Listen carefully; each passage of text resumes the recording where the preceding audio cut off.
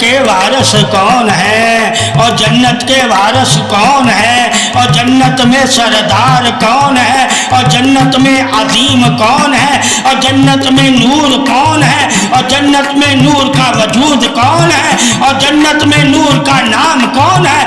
اللہ تعالیٰ نے جن کے ناموں کو اپنے نور کے پردوں میں لکھ کر اپنے نور سے رکھا وہی تو آل محمد صلی اللہ علیہ وسلم ہے۔ جو جان جائے آل محمد صلی اللہ علیہ وسلم کی عظمت نور بادشاہی کو، وہ جانتے ہیں کہ اللہ تعالیٰ اور اللہ کے رسول صلی اللہ علیہ وسلم اور اللہ کے رسول صلی اللہ علیہ وسلم مقام عظمت بادشاہی کے وارث ہیں۔ اللہ نے انہیں آب کوثر کا وارث بنایا۔ جو جانتا ہے کہ آب کوثر کیا ہے، یعنی کہ قیامت کے دن پیاس بجھانے والا، وہ جانتا ہے کہ اللہ کے نبی ہی تو پیاس بجھانے والے ہیں۔